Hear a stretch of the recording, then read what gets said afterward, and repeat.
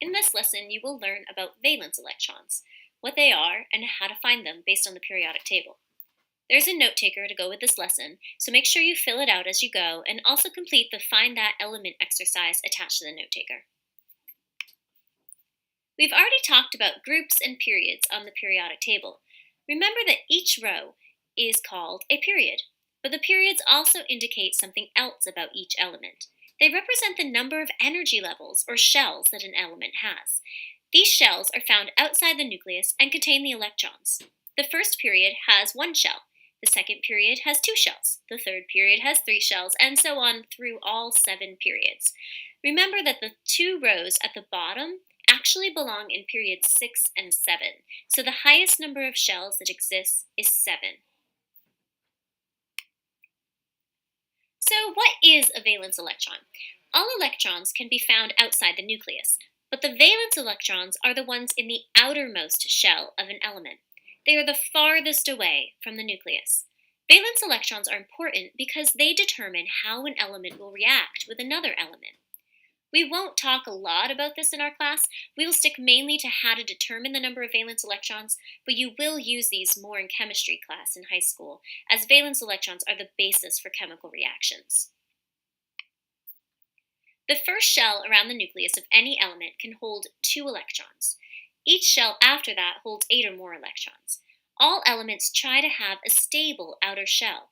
They will react with other elements, either taking, giving, or even sharing electrons to try to have 8 valence electrons.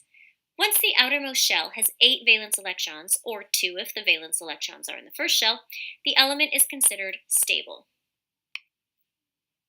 Determining the number of valence electrons in an atom is actually fairly easy. We have learned that each column in the periodic table is called a group. All elements in the same group have the same number of electrons in their shell. So they all have the same number of valence electrons, and you can look at the group number to help you determine the number of valence electrons. For instance, all of the elements in group 1 have 1 valence electron, and all the elements in group 2 have 2 valence electrons. For these 2 columns, the elements have the same number of valence electrons as their group number. So when you need to find the number of valence electrons for any of these elements, just look at their group number.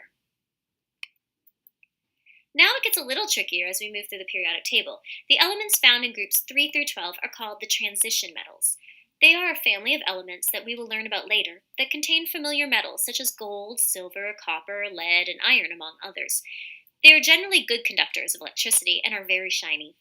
The 2 rows at the bottom of the periodic table are the rare earth metals. Some of these are found in nature, and some of them are synthetic, meaning that they are only made in labs. The outer electrons in the transition metals and the rare earth metals are unique in that they are found in what we call a sea of electrons. They move in and out of the shells like waves. This is also what helps them to be great electrical conductors. Because the electrons have this behavior, we cannot use the group number to determine the number of valence electrons. The number of valence electrons will vary for each element. For instance, copper can have 1, 2, or 3 valence electrons. Generally, the periodic table will list the different numbers of valence electrons that can be found for these elements. In class, we will not find the valence electrons for these elements. After the transition elements, we have groups 13 through 18. We can use the last number of the group number for each of these columns to determine the valence electrons. So group 13 has 3 valence electrons, group 14 has 4 valence electrons, group 15 has 5, 16 has 6, 17 has 7, and group 18 has 8 electrons in their outermost shell. Pretty simple. The only exception is helium. Because helium is in the first period, that's the first row, it only has 1 shell. If you remember what I said earlier, the first shell only holds 2 electrons. So the number of valence electrons helium has is 2. Also realize that all the elements in group 18 have full outer shells, so they are stable. Because they have all the valence electrons they need, they do not react with the other elements. Okay, we are going to do some practice. I would like you to get out a periodic table. You will need it for the problems at the end. Once you have your periodic table, find carbon. And based on what we have talked about, determine the number of shells and the number of valence electrons for carbon.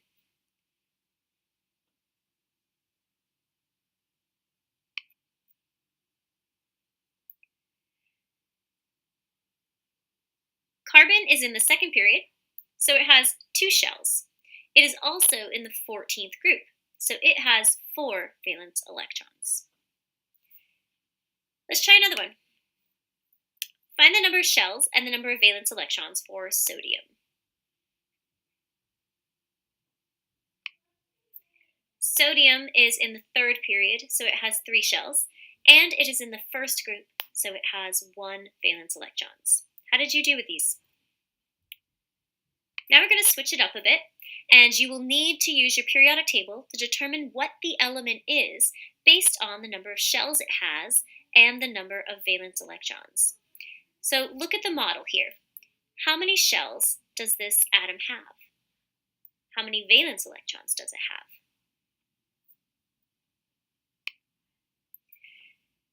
That's right, this element has 2 shells, which means it is in period 2 on the periodic table, and it has 8 valence electrons in its outermost shell, so it can be found in group 18.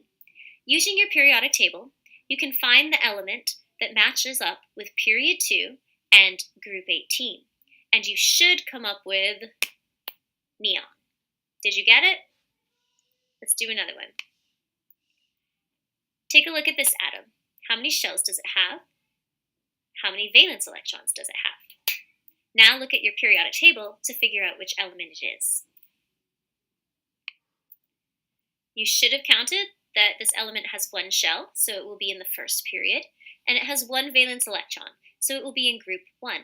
Period 1, group 1 gives us hydrogen. Here's another one. Determine the shells and valence electrons.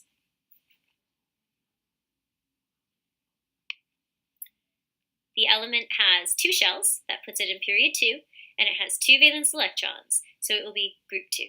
Find that on the periodic table, and you should have beryllium. Remember, you can always pause the video if you need more time to find the element on the periodic table. Try this one.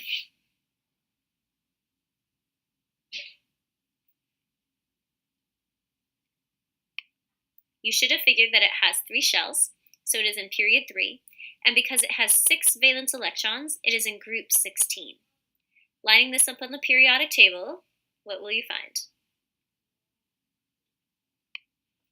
Sulfur. Did you get it? We'll do 2 more. Here's another one. This element has 4 shells, so it will be in period 4, and 1 valence electron, so it will be in group 1. And the element is potassium. Okay, one more. Name this element.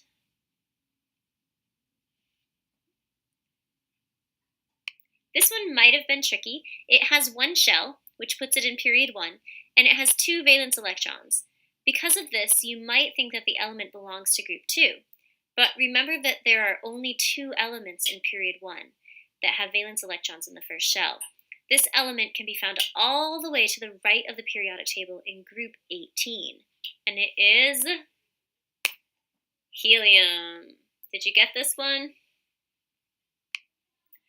Now that we have practiced these together, make sure to complete the Find That Element exercise on the back of your note taker to practice finding valence electrons and using periods and groups to find elements.